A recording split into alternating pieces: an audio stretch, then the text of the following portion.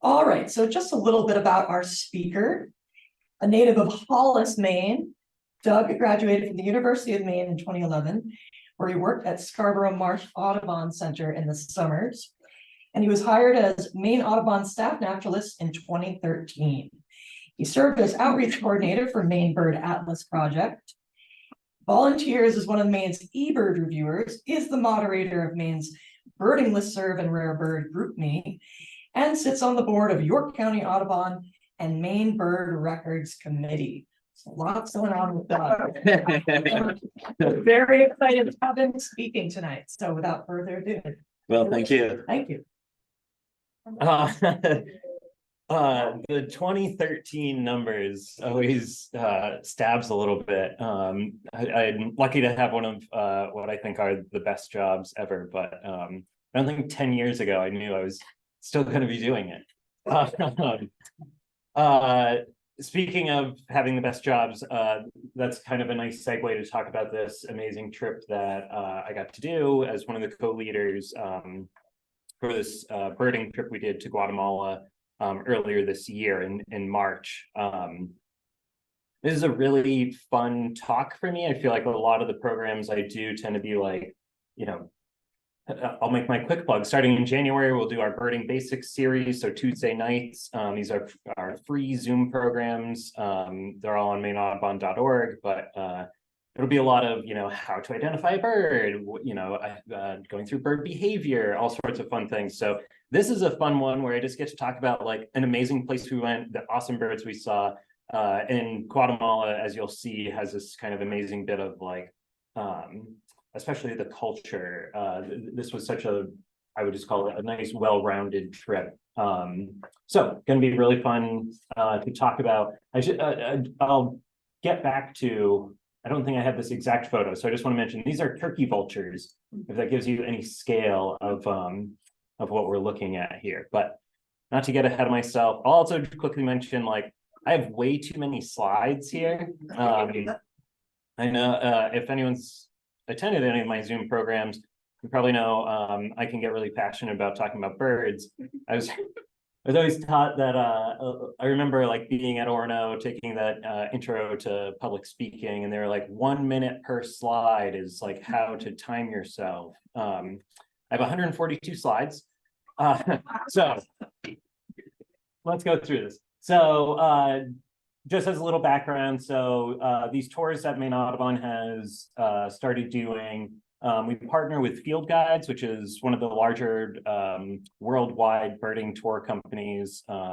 Wonderful connection here in Maine. Jan Pearson, one of the founders of Field Guides, has been a long time volunteer for Maine Audubon, has led trips for us. So when we reached out to them, they've been absolutely wonderful to work with, putting together these custom itineraries for us. We've done a bunch now. Arizona, Costa Rica, Louisiana, Mexico, South Texas. We'll talk about this Guatemala trip. If you hang on towards the end, I'll make a little plug for something you can do in March of 2024. But just to give the quick plug, like I feel like it's hard to find photos from these trips where people don't have smiles. This was our a morning in Costa Rica right after finding resplendent quetzales, those stunning birds with long tails. Here's our Louisiana trip. The bird that's a little out of focus, kind of off the right side, is yellow rail, one of the most secretive marsh birds that you can find. And nice when you can get it to fly a few feet in front of the faces of your participants. Pretty silky flycatchers in Mexico, and stunning scenery down in Texas. So let's focus on Guatemala, just to kind of help orient ourselves a little bit. I'll quickly acknowledge, sorry if some of the photos show up a little contrasty, but about 2,300 miles as the crow flies to get down to Guatemala. We're just south of Mexico, so Guatemala kind of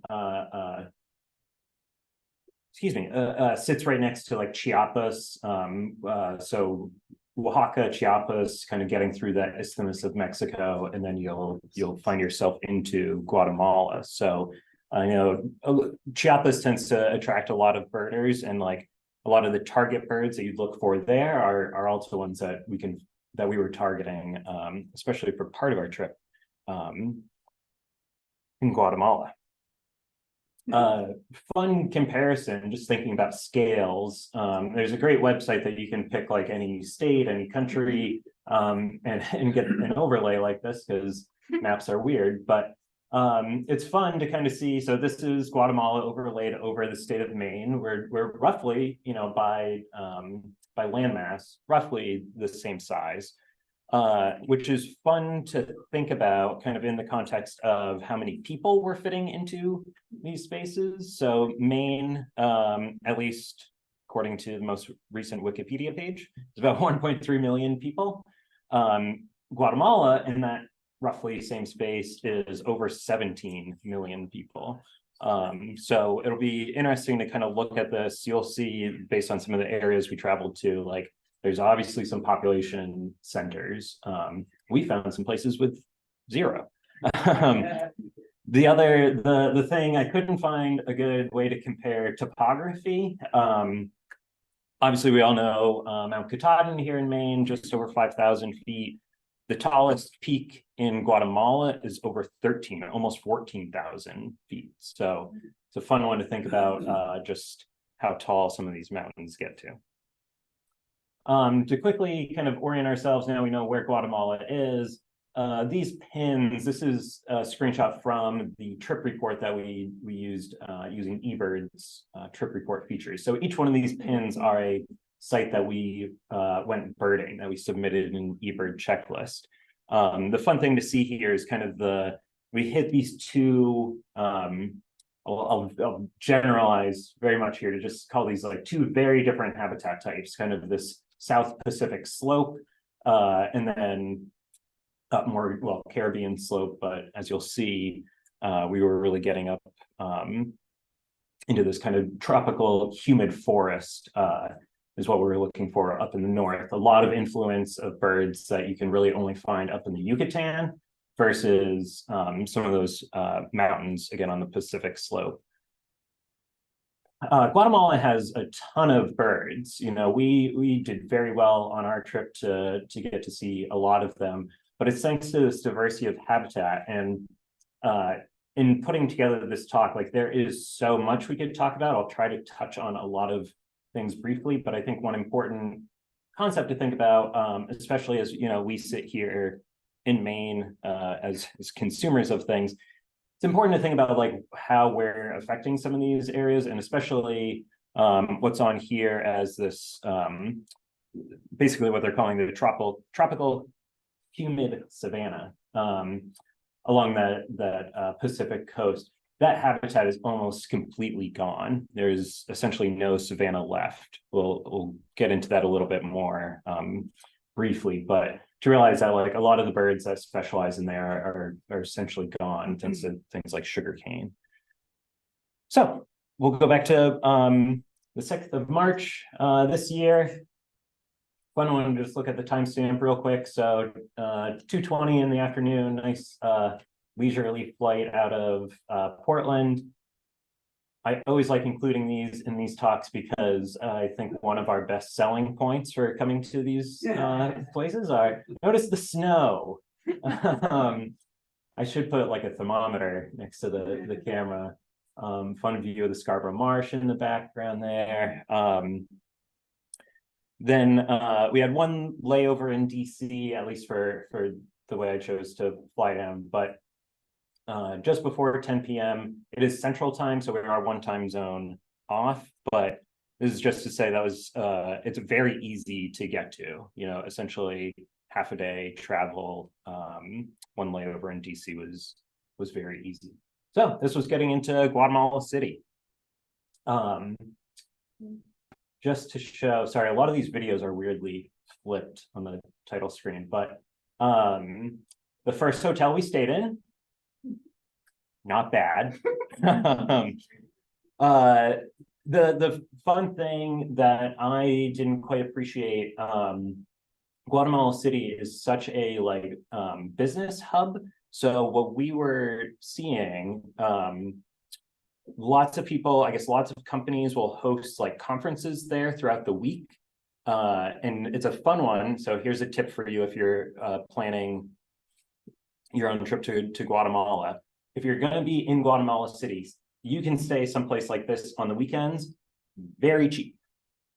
Not at all on the weekdays, because that's when all these, business clients are coming through. They jack up the price and put on quite a show for them. So weekends are absolutely dead, and it makes it nice for having an empty lobby just for us. One of my favorite things, I could do a whole talk just about the food in Guatemala. We ate very well. I don't think anyone ever loses weight on these trips.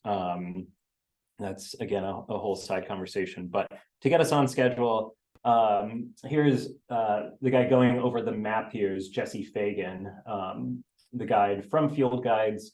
Was wonderful to be with him in Guatemala because he actually lived there for several years, so knew these sites incredibly well, knew the history. So this is our first evening. As everyone's gotten together, we're essentially just looking at a map and kind of going over what our plan is going to be. Guatemala City, just to note, is just under 5,000 feet of elevation. So it was kind of a fun one. As we went around, you could actually, really feel the elevation in some places. We had dinner, and then notice the timestamp. It was early to bed because what we had to do, keep ourselves on schedule, getting around the country. We would have vans like this. We would always hire local drivers, load up all of our luggage all the way in the back. Sorry, some of these videos are glitchy, but the whole goal here was to get us to our first flight. So we had a couple in-country flights. Again, thinking about the map, the one pin that wasn't really well situated on there would have been right in Guatemala City. So we've got to go from essentially the central, or kind of a little south of central, to fly up into the Peten region. Nice early flight, gives you an amazing view. Again, some of these incredibly high mountain peaks. Very fun flight. Again, we could probably do just a whole talk about the different habitat types there. The amazing thing was, after getting out of the mountains, you start seeing just this more very flat terrain. And I'm blanking on what they're called. They're these amazing kind of pools of water that you would just see like kind of sprinkled throughout. So one of our big goals was to get there, get up into the Peten early. This is one of my favorite videos. We've just landed, getting people off the flight. We've got a driver waiting for us, but what do birders do? Immediately take out the binoculars. There's life birds already to be seen That's scary. all over the runway. So our goal today this day was to essentially just get up to this biological station that we'd be staying at. It would take a few hours to drive up, so we decided to stop and bird along the way. Especially, areas like this in the winter, you can pull over and there are just dozens of species of birds anywhere. So we're really looking for habitats. Not my best photo, but pinnated bittern was a good target for us to pick up. Here's one of our local guides that would help us out for a few days. The funny thing about birding the side of the road are some of the hazards, which in this case was a whole bunch of cows barreling at us. So it became one of those, forget about the pinnated bittern, because there were quite a few. Yeah, and then let me see, I've got the true cowboy here that was wrangling all of these. Birders unfazed, still at it. We're not quite so sure what the intention was here. It seemed like they were doing their own thing, especially because the marsh that we were trying to, looking at dozens of ducks, yacanas, you name it. That's where all those cows are going right now, and that's not where these locals wanted them to go. So that was a bit of excitement, not usually what we think of with most birding, but so we're on this long drive up, going through a bunch of different habitats, essentially trying to get to this biological station where we'd be spending a couple days. Again, I want to acknowledge some of the downsides here. We talked very quickly about the lack of the savanna. We would pass through some of these areas where, unfortunately, what they have to do there is this, the slash and burn agriculture, where they're going to whatever's growing there, they'll burn it, cut it, have just enough nutrients in the soil to be able to grow like one round of crops, but that soil is just not fertile. You essentially are just going to completely what's the word? Use up all those nutrients very quickly. So unfortunately, this is quite common in some of these unprotected areas. So you can see a bit of that on the way. Birders, always birding. Fun to just, again, we can pull over like any puddle that you see. Which was it, least grebe? There was something we were, looking for, and I just love the intensity of birders. These were great vans, by the way. There's lots of horrible birding vehicles, but big windows, we love. Getting into some of our target species that we'd see, even just driving along the way. As I mentioned, one of the big influences in the north, in this Peten region, is looking for some of these Yucatan endemics. So especially the things with Yucatan in the name. Does this woodpecker look like any local ones you may know? Yeah, red-bellied woodpecker. So that was a fun one because, this is what I really love about these trips, getting to travel and like see these birds that have like created their own niche like within these areas. So like the red-bellied woodpecker, the Melanurpsis woodpecker of the Yucatan, is this Yucatan woodpecker, appropriately named. We can have a whole conversation about bird names, huh? Things like Swainson's hawk aren't going to be called that anymore. But that would be fun. This is literally just roadside birding. You look up and then there's things like Swainson's hawks flying over. Our goal is to get to the Rio San Pedro. Here's Jesse waving goodbye to our driver and all of our bags. Those would get brought later. But just a short ride on this boat. We are now, essentially leaving everyone behind, going to find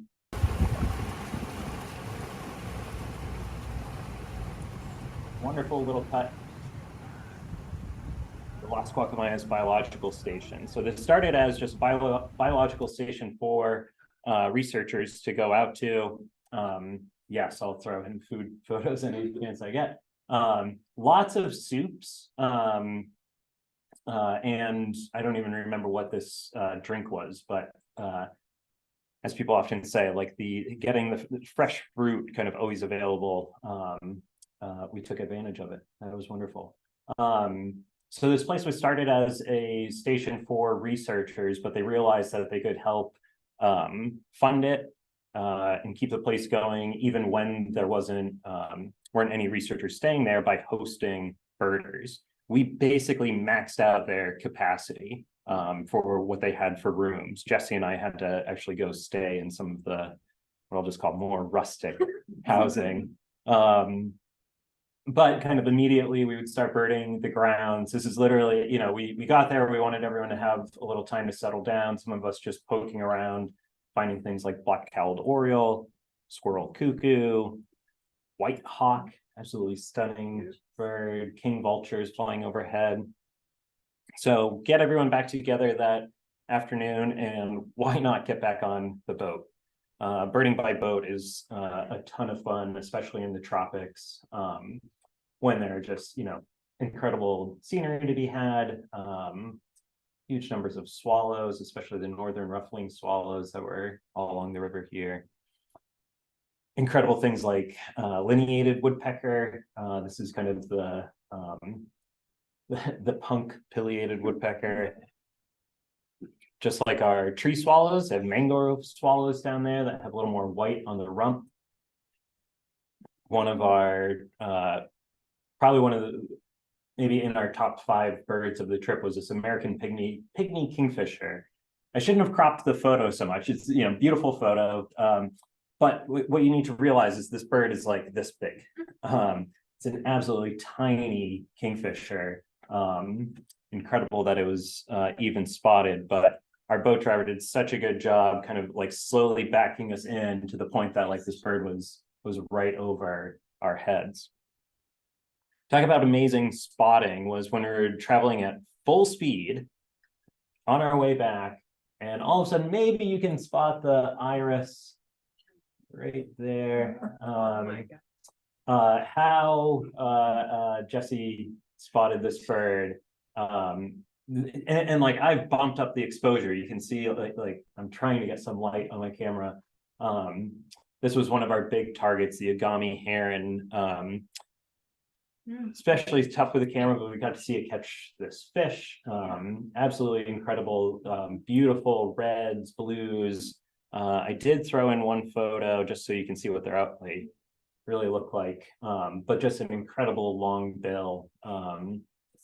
That was pretty amazing to be able to connect with that bird, especially like how it was found, because we did so much like slowly everyone scan through the mangroves, and of course it's when we're like full speed that Jesse's just like stop the boat and found it. We'll see how the audio, this is bad audio on my recording, but listen carefully. Oh, maybe we can hear it. I think I see him. So there's the bird calling, but what you, it's a low frequency noise, but there's howler monkeys that are just doing this like horrible sounding noise right from the place that we were going to be sleeping. But it was an absolutely wonderful kind of cap to this very long day. This is the same day that we had that 3 a.m. departure, getting the flight, long drive, but to end with this kind of beautiful scenery. The monkeys, we had a few species of owls calling, bats flying overhead. What a great trip we had. Any question? Well, back to our rooms. Fun to acknowledge, yes, a scorpion here. We've got a UV light. Scorpions, like some other invertebrates, will have this wonderful kind of just glowing under a UV light. Really fun one to look for, to photograph. Here's what it looked like under normal flashlight. Good to make sure that they weren't in your rooms. So everyone got a great night's sleep after that. The station, biological station, did a great job, hosting us. We had wonderful breakfast. So you can see the river back behind us there. There was a little patio area, enclosed area for meals, but when the weather was great, like why not just eat right out there? Especially because what you can't quite see just behind Jesse's head are some hummingbird feeders. So you're sitting there having breakfast and you've got species like white-bellied emerald, included range maps for some of these more range restricted species. Wedge-tailed saber winning a good Yucatan target, green-breasted mango, white-necked Jacobin, to have these, as your guests for breakfast. It's a great way to start the day. We would hop in the boats and go a little further upriver to this place called Peru. Wonderfully named, and this was kind of a fun way to kind of show off what some of the birding would be like. Going through some of the more dense jungle can be tough, especially with a larger group, but as where I'll say, like working with Jesse is such a treat because he's just such a pro. You often have to use playback in scenarios like this, in these just dense areas where you hear bird calling in the distance. So to be able to use a little playback, get that bird to come in, get everyone to be in the right position to see it is always it's wonderful to be able to connect. just another really fun one. Here's a quick digiscoped video. I just mounted my phone to my scope. Chestnut colored woodpecker. Sorry, it's a little glitchy, but stunning, absolutely stunning woodpecker. One of my most wanted birds up there. This is what we would call NCA endemic. So because we're into Mexico or into Guatemala, it's tough to call them like an endemic to a country, but North Central America is kind of this region as we would define it. So an NCA endemic is what we would refer to some of these birds as. So gray-throated chat. Of course, when it finally came out in the open, there was one branch right in the way, but a really stunning bird, a big target for me. And then it's always fun to have things like, so this is crested guan, an absolutely massive bird, kind of almost occupying like some of the niches we would think of like turkeys. But imagine if you were just out birding and there's turkeys like just crashing through the tops of trees. On the slightly smaller side, we're getting into things like white whiskered puffbirds. So always fun when you're getting into like entire families that we don't even get to see, you know, up here in Maine or anywhere in the US. Talk about weird families. Jacamars, this rufous-tailed jacamar is somewhere like, it's like a cross between like a kingfisher and a hummingbird. Very cool birds. But of course, one of our biggest targets, what we were kind of hiking down this fairly long trail on a nice warm day, was to find scarlet macaws.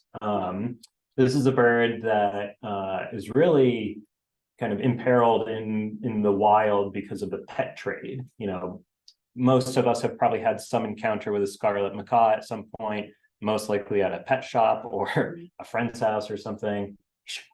You know, never mind, you can have friends, can be whoever you want, but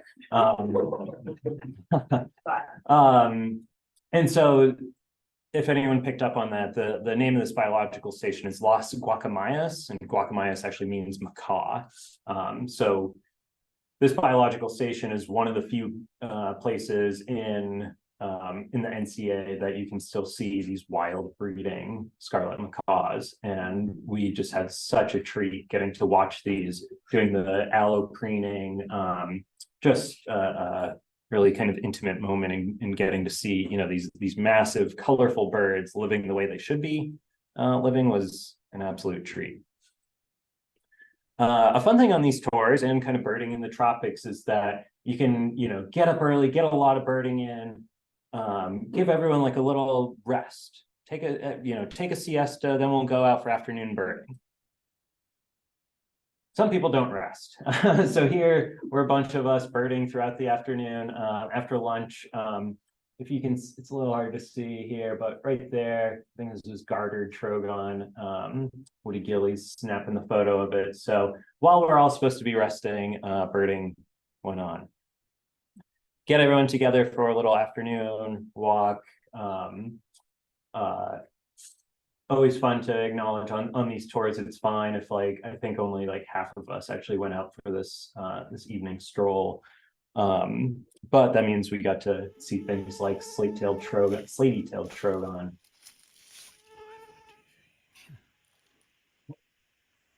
funny, it sounded like my phone was picking up the mosquito, but can't quite hear him. Wonderful little like pulses that it's making.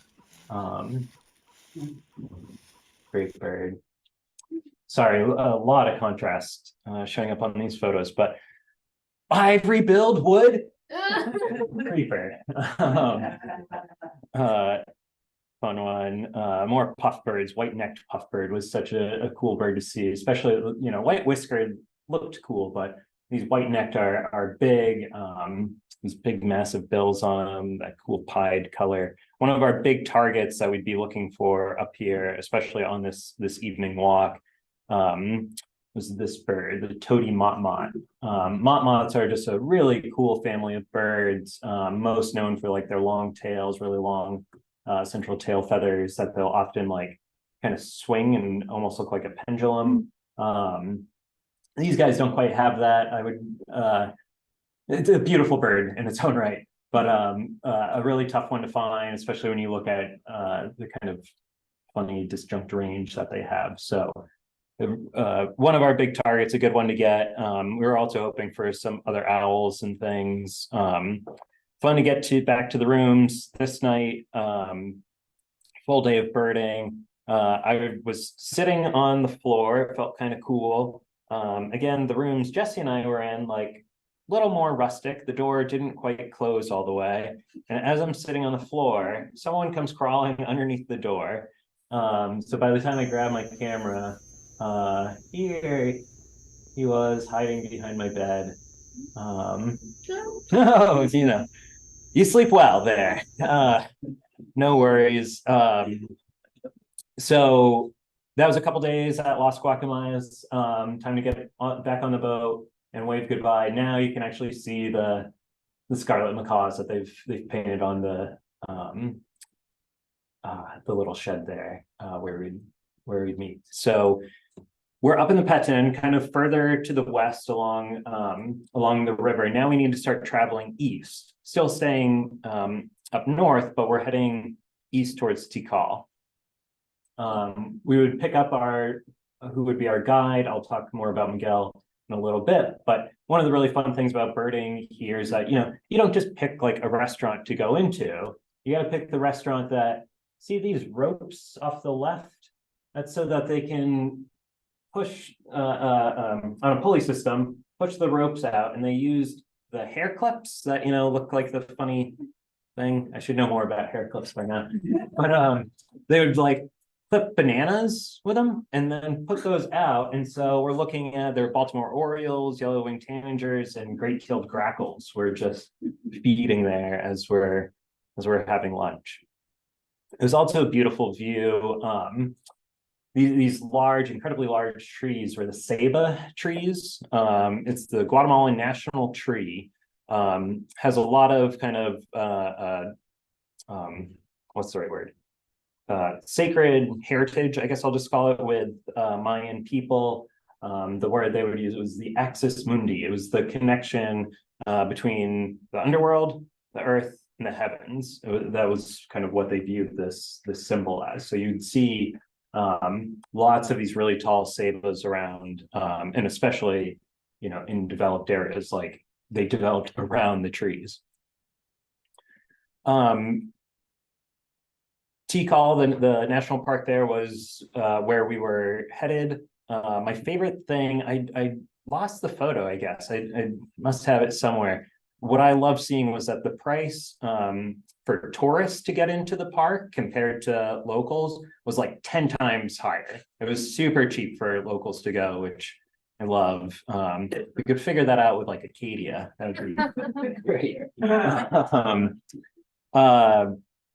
But what was called the Mayan Biosphere Reserve at Tikal, which was, we were situated just outside, like literally walking distance outside of the national park. So a great place to stay.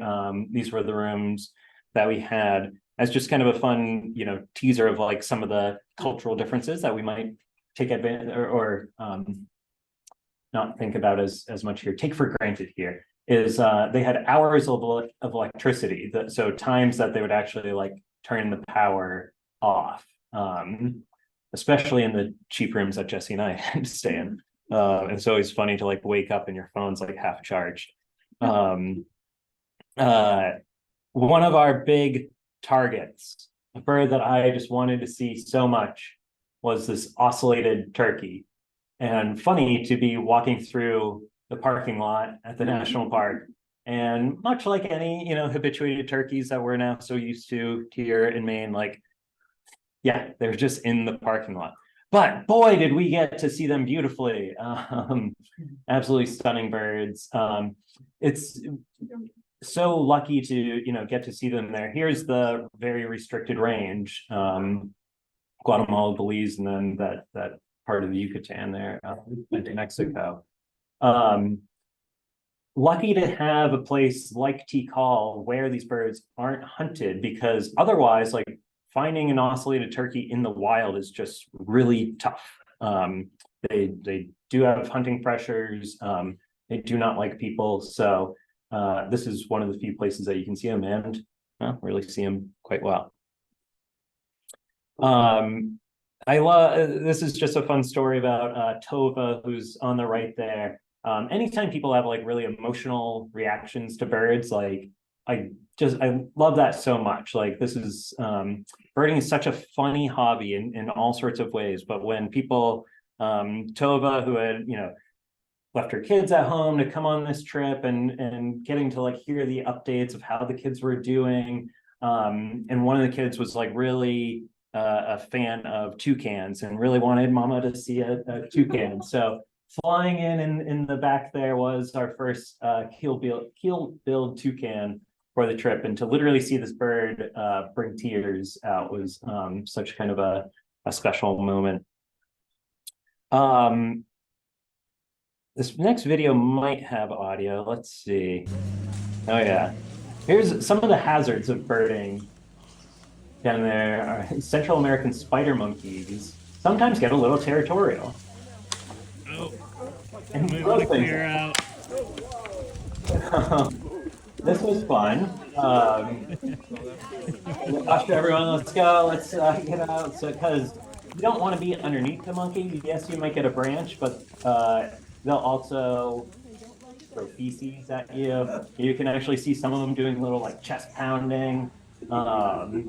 They look harmless, but I'm sure it would have been smelly. Anyways, very funny. This little troop showing off. Going to be in the description of the trip. Here's everyone doing a great job pointing out another turkey for us. Fantastic. So I want to quickly again just we could talk so much just about Miguel and kind of his involvement at these ruins. So Miguel was our local guide while we were in the park. He's just going over the map here with us. The very quick background that I'll give was Miguel had started there basically when some of these first temples were being unearthed. His first job was to literally by hand just pick the little microflora off of these temples. So before they would start removing any soil, you want to get any little plants off, making sure no roots are like going to cause any damage. So he started there, literally just one little plant at a time. So as a part of this effort to kind of restore or unearth some of these temples as they were creating the park, and had all of these jobs kind of in the park, often working with researchers that were coming down. Eventually, some of those researchers,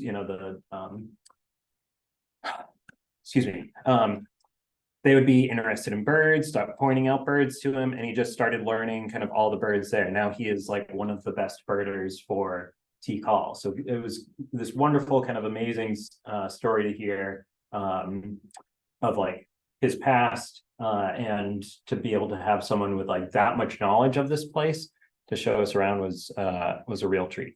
I think I have one or two more slides about him later, but Yep. Yeah, sorry. Why these videos get upside down. But the fun thing, so we would be birding these trails throughout the morning. We're going through the park, trying to get to the ruins. And the fun thing and why I included this video was, our group, we're just birding, not seeing anyone around, but you could tell that you were like getting close to something because all of a sudden there's like dozens of people.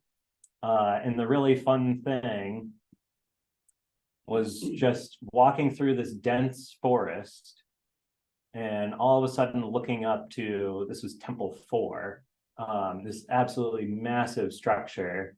I would get my scope down, immediately set it up, because if you know anything about Temple 4 and what likes to perch on it, is this bird, orange-breasted falcon. Yeah, an absolutely stunning bird, a tough species to find. Like this range map, I feel like almost kind of over exaggerates because we can't see like density, but it's a big target. Well, for us, for travelers. So that was very cool to get to see, such an iconic species at such an iconic location. I'm going to turn my volume down a little bit. We'll see. I don't want to blow out people's eardrums, but hopefully this plays. Really fun to go find that falcon. Lots of Star Wars fans here. But if you've seen, well, you know before, you know when the rebels are going to the rebel base on Yavin 4, look at where they are. Guess where we went? So that was the non-birding highlight for me, was to get to hike up Temple 4, looking back at 1 and 2, posing just like the Rebel Guard, and to see the Falcon, the Millennium Falcon, the Orange Crescent Falcon. Oh, it's just living out my childhood dreams. The birding was great, but also just as I kind of mentioned before, like getting to include kind of the cultural aspect in this tour was such a treat, especially with Miguel as our guide, bringing us through these areas. On the left, it was called the Lost World. Some of the other temples. This is where, like, I should quickly pause and say, like, you know, well, I'm way behind schedule, but go YouTube any history of Tikal. Like, this is the Mayan culture here is just so incredible of how they were able to build these incredibly massive temples that would perfectly align, like during the it was Temple 1 that would align during the vernal equinox, where the sun would perfectly line up like through the doors. If you're standing, what was it, on Temple 4 looking at Temple 1 at the vernal equinox, the sun would be exactly through the doorway. That's how they knew it was time to start planting, you know, that year's crops. And these are massive, huge structures that they built out in a dense jungle. It's absolutely incredible. I can't do it any justice here, but to say on schedule, maybe that's all I'll say is go learn more about it and then go see it yourself, because it was incredible. Another, you know, fanboy highlight for me, having Jesse as our guide. Jesse was one of the co-authors for the Birds of Northern Central America, the Peterson Field Guide. So to be at the site, there's the temple that he's got, you know, on the cover of his field guide. There he is standing with the field guide at the site. We spent a whole week with him, and I still forgot to get him to sign my copy, which is like brutal. So anyways, we had other targets up here in this region, looking for, you know, the things with Yucatan in the name. Some birds were tough to photograph. Yucatan flycatcher, this is the Myarchus. So think of like our great crested flycatcher. That's the bird down there. Yucatan porwheel. This was a really fun one to get to see, especially some of these nightjars. So think of things like nighthawks or whippoorwills. You don't typically get to see them, but we had this one very cooperative one that came in, and just enough for us to get a brief flashlight on it. Another fun target at this little afternoon walk we did, actually just outside of the park, brought us to this little wetland for boat-billed heron. Bunch of these goofy looking, you know, the similar thing we could think of up here would be a night heron. Looks a lot like our black crowned night heron, but then just this absolutely massive boat bill on it. So goofy looking. So that would be our time up in the north. Time to get back on our plane and fly out of the Peten and go. Our next stop would be Antigua. Stunning. This old city, lots of French influence. We, again, just trying to get a bit of culture. Had a local guide that just did a walking tour of the city for us. The famous arch. This is practically just outside of the doorway of the place that we would be staying in Antigua. So this was, especially after being, you know, in the biological station, it really wasn't that rustic up when we were in Tikal, but to make sure everyone was feeling good, we had this one very fun night in the city. Antigua is a UNESCO World Heritage Site.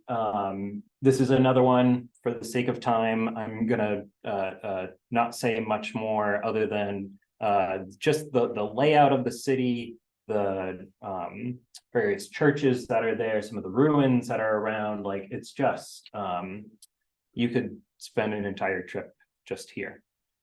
We went to a jade museum to get a little bit of history of the cultural importance of jade from Guatemala, getting to see especially how its significance in Mayan culture. We were there to see the Holy Week processions. So again, we're there in March. The quick story here. So we went into this church. These are basically sawdust carpets that they now create, historically using different things, but that's various dyes on sawdust that they've used to create that kind of central pattern. Surrounded by food, these are just offerings. And these would be put out like all throughout the streets where the procession would be walking. We would have to stay up late to catch this, especially this shot of this absolutely massive float, for lack of a better word, with their representation. This is the price there. People carrying this like on their shoulders, and they do this, taking turns. It was absolutely just incredible. Again, we had great timing to get to see this, but back to birds.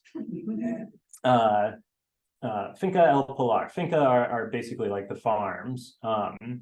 So this is getting us up to some higher elevation. This is just under 7,000 feet. Fun birding, and especially to get there, early in the morning, and just to show what elevation we're, above the clouds. Great to see some of these volcanoes there. Fuego was actually still erupting while we were there. Fuego, Agua, and I always say it wrong. Aqua Tenango are the three large volcanoes that you can see from Antigua. So it would be fun when like every 20 minutes, maybe a little more than 20, you would like hear this little like rumble and look over, and there would be fresh smoke coming out. Luckily far away. The whole point of getting up here was a completely different, change of habitats. So again, we've kind of flown, we've left that kind of northern Yucatan influence. Now we're up in this high elevation where you're getting into some like pine oak habitat. So very different suite of birds that would be up here. Rufous collared robin, again, fun to see like some of these birds that have really restricted ranges. Bushy crested jays. It is always funny, like trying to be the guy who's like setting up the scope, making sure everyone sees it. Like, and I always have this like funny, like I hate taking a photo before anyone has seen the bird. So I end up with all these photos of like the bird flying away. Yeah, black-capped swallow, we would see this at a few locations. Again, a very range-restricted bird. Sharp-shinned hawk, the ones down there are this unique subspecies called white-breasted. You can see how pale it is underneath. It's a species potentially going to be split off on its own. Another motmot would be a big target for us there. This is the best photo I could get. This is an incredibly hard bird to see. Blue-throated motmot. Included what they actually look like. But lo and behold, we got it. So this blob, you can see this is like its nape. So its bill would be over here somewhere. The back, the tail. I saw it. Okay. Good. It's one of the, in a scope view, you can really get the focus right down. I didn't. We then had a long drive as we were kind of going through the south, but then trying to get a bit further west and into the mountains, where we'd spend the next few days birding. So this is just to acknowledge, like, the savanna is gone. It's all just this sugarcane being harvested. So to see these, truckloads going by was a harsh reality.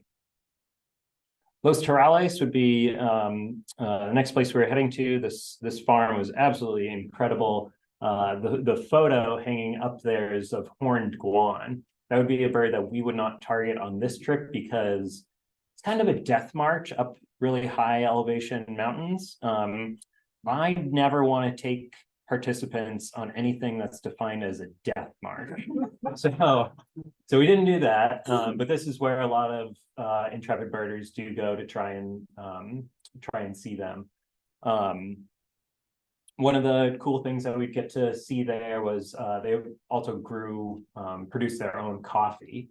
So you can see like the fresh beans on the right, those ones on the left that have already been roasted a bit, drying out there. What we would do to bird this, again, we're getting up into the mountains. So at this farm, we hired some vehicles. Why hike when you can ride in the back? So this is me in the back of one of the Jeeps, just taking a little video out the back. Really fun off-roading that we got to do. With the goal of getting up to this little hot spot kind of in the area, La Isla, the island. Again, Los Torales is the name of this place. All sorts of specialty birds up there. One of our big targets was, excuse me. We had a bird walk at 7 a.m. today, and I'm feeling it. There was a bird, one of the tanagers, that we were looking for. Unfortunately, I only heard him at a distance, but it was still great to get to kind of see this. This is Jesse giving us a lesson about the coffee being grown there. So some of the birds that we did get to target, things like this slate-throated redstart was absolutely wonderful to see. I've got a soft spot for warblers. It was also fun to see because if you've seen the species before in your travels, there's 3 distinct kind of colorations that you get. So this was a bird that when years ago when Maine Audubon did a trip to Oaxaca, we saw the ones that have red bellies. When we did our trip to Costa Rica, we saw the ones that had yellow bellies. Guess what's right in between Oaxaca and where we were in Costa Rica? You get Guatemala, where they have these kind of orange bellies. So it was a fun one to check off the color wheel. With all the fun conversations going on about like birds changing names and whatever, and like a fun thing to acknowledge is that bird names change all the time. This used to be called paltry tyrannulet. It's actually split into 4 different species. The majority of their range is in Guatemala, so it became the Guatemalan tyrannulet, which a lot of our field guides didn't even have rights. So that was kind of fun to see. Blue-tailed hummingbird is good range restricted. Again, you can kind of see like where we are on the map based on like where these birds occur. And then even more common species, obviously not common to us here in Maine, but like ones that just walking around the grounds on the farm, where they would leave out fruit like this, these feeding stations to make it easy to see some of these birds. So black-headed saltators, these big noisy birds, cinnamon hummingbird, and then a good target, especially if folks have traveled like to Texas, you might know some of the like plain chachalaca. One of the more range restricted, excuse me, chachalacas down there is this white-bellied chachalaca, just kind of along that Pacific slope. So that was a fun one to get to see, especially this pair kind of doing funny little balancing act on the branches. After our time up there, trying to go a little quick here, we decided we had kind of a long bus ride that we needed to take. And what we needed to do is get around Lake Atitlan. You can ride in the bus along the highway, and it takes this long time to get all the way around. Or we can hire a boat. So we made our bus driver drive all the way around. And we took a boat across. So not the best birding as you're just jetting across a lake, but absolutely stunning views. Really cool to get to see those volcanoes and cut across this lake that does have kind of an interesting background from like a historic birding perspective. because of this bird, the Atitlan grebe, also called the giant grebe, looks a lot like pied-billed grebe, you know, that species that's up here. This was a very range-restricted bird. Unfortunately, it was the introduction of bass in the lake there that really started tanking their population. You introduce a predator that's going to eat all these chicks, bad. We don't want invasive species. Then 1976, there was a big earthquake. It's a big problem when you have volcanoes right next door. An earthquake actually caused the lake bed to rupture, to crack, and had a significant drop in the water level. If you're something like a grebe nesting, maybe folks are more familiar with like loons, need really stable water levels because these birds really can't walk around on land. So they need to be able to access their nest. Not going to happen when you have a significant drop in the water level like that. So by 1983, there were only 32 individuals left. That's really not enough to stabilize this population. And what's interesting was around that time, like when it was realized that like they were not doing so well, another big problem for them was hybridizing with pied-billed grebes. So like the ones that were left weren't even mating like with their own species. So 1989, there were 2 Atitlan grebes left, and now it's presumed to be extinct. Bummer. Still fun to get to zip across the lake. Sorry, again, a very contrasty photo up there. Blue and white mockingbird. So there are fun stories that for the sake of time, we won't get into about like, what happens if the boat drops you off on the wrong dock and now you find yourself walking through a very exclusive looking resort? As Jesse said, blend. Birders with binoculars, cameras, like we did not blend with the morning crowd at this resort, but no one seemed to care. That was fine. Other birds I would see like in the parking lot there, which was great. These white-faced ground sparrows, very cool, large sparrow, much, you know, I wish Maine sparrows would be this well-patterned. Yeah. But we would take a bus ride to get to one of our final birding destinations. This is a local birder, Daniel. He had actually helped us out when we were back at one of the earlier fincas at high elevation. Here he is introducing us to the guy who runs this farm that we would be birding at, explaining how one of the primary things they grow there are these spruces, whatever the Christmas trees that they use there. It's a tree that has been like so over harvested across Guatemala that like having these farms that are growing them and doing it in a more sustainable way, because there's a number of birds that actually rely on those too. One of those birds would be our target. So when we had seen Daniel a few days before, we said, we know we've got a tight schedule. We've got one afternoon and one very big target bird. It was literally on the cover of a lot of the advertising things we put out. So Daniel went and scouted and found a bunch of territories so that we could get in there. He could show us these birds, and this is why you hire local guides. One of our big targets would be, this is considered just a subspecies right now of the yellow-eyed junco, the Guatemalan race that's down there. Very cool bird. There he is sitting in the Christmas tree. Very fun to see, but kind of awesome to have Daniel be able to essentially lead us right out to this point, say, do you hear that? Look over there. Because one of our most wanted birds for the trip would be this incredible, take a strawberry, like dipped in frosting. The pink-headed warbler was a huge target for us, and absolutely awesome to get to watch these birds kind of flitting around there, kind of in this habitat that's being protected for them. That was truly awesome. I have just a couple slides to kind of wrap this up. I know just a minute here after 7:30. So a couple just thoughts that I want to share. You know, it's always fun to go to some of these locations. Costa Rica, like the most common bird we saw on that tour were chestnut-sided warblers.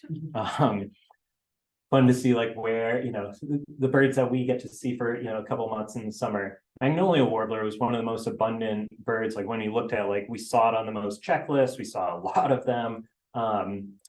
It was fun to see. And one of the things I like about doing these tours is getting to, make this connection to take people, from Maine. Here's just an abundance map showing where magnolia warblers are going, especially like see what a dense area, they need for their wintering habitat. They want to cover a larger area when they're breeding. They need more resources to raise their young, but to think about like the value of those areas where these birds are spending the winter, and to get to bring people there and show like how important it is something that I really get out of these trips. So and it's easy to show you pictures of all the macaws and puffbirds and you name it, but to think about like our birds, I love making this connection. Especially getting to go down there. Like I've always had this kind of black and white view of like shade grown coffee is what we need to be buying to help protect birds in these areas. And yes, that's a very easy takeaway that you should all have tonight. Go buy the Smithsonian certified bird friendly coffee. But it was also really interesting to like get to go up to Los Torrales, where they're growing their own coffee, and to see like how the birds are thriving there. It's not Smithsonian certified. They haven't paid what it takes to get someone in there to certify those grounds. Sorry, that wasn't meant to be a pun. Anyways, like I learned a lot about how it isn't just a black and white thing. But if there's one takeaway, yes, you should buy the bird friendly shade grown coffee. That's a whole nother talk for another time. I want to make a quick plug because yes, it's important where we're having them breeding up here, as I've now been emphasizing down in the South. We're on the tail end of migration right now, but when you think about like the connection that these birds are making en route, Maine Audubon's been doing a lot of work. Shout out to my colleague Nick Lund, that's getting legislation passed here in Maine, what's called Bird Safe Maine, trying to essentially help these birds in migration. They just did a summary of this season. I'll encourage everyone to go to maineaudubon.org to check that out. Like the effort that we're doing based down in Portland, where there are unfortunately a lot of birds that are striking windows. Big glass buildings are not great. We need native plants to support the native insects that are feeding all of these birds. And hey, if there's one thing we can all take home, keep your cat indoors. Yeah, cats are the #1 anthropogenic cause of bird mortalities, 2 billion birds per year. It's ridiculous. I kind of wanted to again slowly wrap up here with dwelling on our local guides, especially Miguel was just so amazing to talk to. Again, for the sake of time, I won't go into it here, but like he had so much pride of his own Mayan heritage, and like talking about how like, I don't think this was his quote, but they were literally built differently. So like showing like the shape of his hands, how long his what was it, the length of the ring finger versus the index finger. You couldn't his thumb. Right. These are just some really like special moments. Again, it's so easy to do these talks and just talk about beautiful, bright colored birds, but there's so much value to the people there as well. And I think that's one of those things we should always consider, and why I love, doing these tours with field guides is we always hire local guides, local drivers. Some numbers for you. Hey, we saw 327 species in 10 days, which is incredible, especially for like, when you think about what a restricted, little area we hit. 15 of those were NCA endemics, 8 species of mammals. We had a bunch of monkeys. an absolutely awesome time with an absolutely awesome crew. Look at how warm and comfortable we are. And hey, this winter is coming up. Wouldn't you want to get away in March? I hear there's a big storm coming. So I want to make a plug for this trip. It'll be a little different than some of the things we've done before. But Guyana was one that was, when I was talking with field guides, they said, here's one to consider. It's a smaller group because we'll be kind of birding in the forest. Guyana was one that, like, it's a place I never thought I would go to because it's generally inaccessible. The way that they get around are some in-country flights. There are some long drives, but it's, oh, I should start the video. There's some pristine forest there. So when we talk, you know, it's that sad thing to, you know, see all the sugarcane and everything. Guyana offers these essentially untouched bits of paradise where there are some incredible birds that, like, when I think of like young Doug, like just getting into birding, watching things like David Attenborough on The Life of Birds, if anyone remembers in episode 7.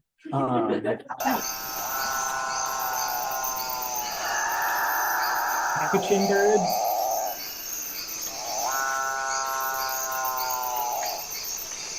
They compete with calls. The sound is greatly amplified by air sacs on their throats. I won't waste anyone's time, but I will at the same site, there's also Cock of the Rock. I'll do my best David Attenborough impression when we're there. The males assemble in groups of a dozen or so. There's some incredible birds to be seen.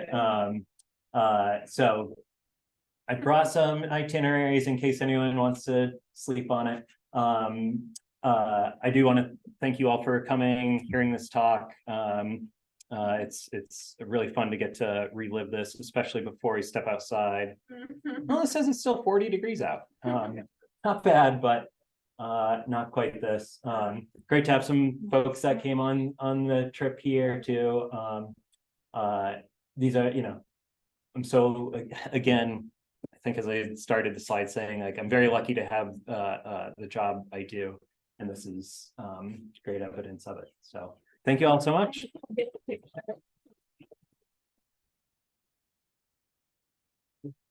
I know since it is 7:40, if folks need to take off, feel free, but I'm happy to hang out and answer any questions. Questions, and if people on Zoom have questions, you can type them in and I'll read them out loud. Can you tell us when you're doing your bird walks now? Are you down at Maine Audubon?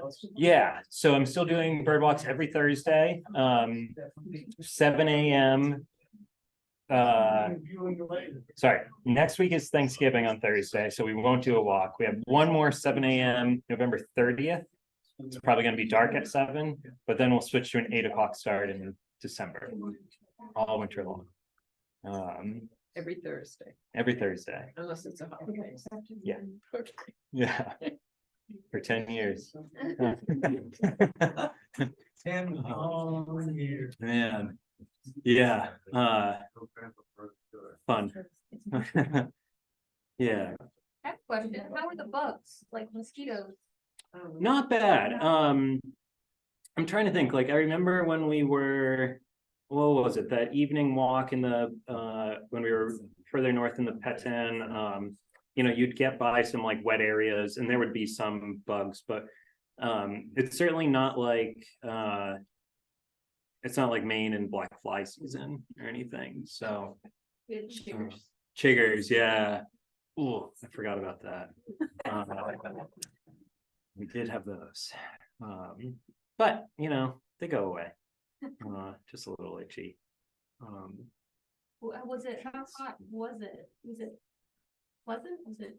Yeah, when we were in the north, there were definitely some warmer days. I remember like pulling over on the side of the road and like not wanting to get off the bus. But sometimes you have to go behind a tree. It probably kicked into the 90s in some of those. Yeah. But glorious. Yeah. You know how they say like your brain doesn't like the brain doesn't let the body remember pain.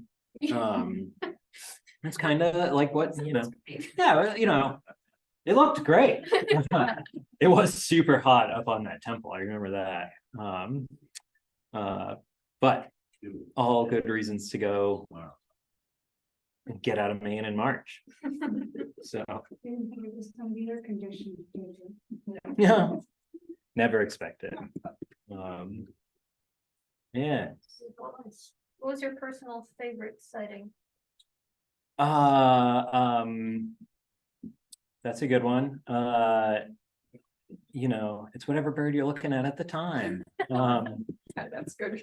Yeah, I will say like the orange-breasted falcon, that was the last New World falcon that I needed. We don't have that many falcons here, but that was kind of nice to like round off that family, and especially like it was here. That was really special, for sure.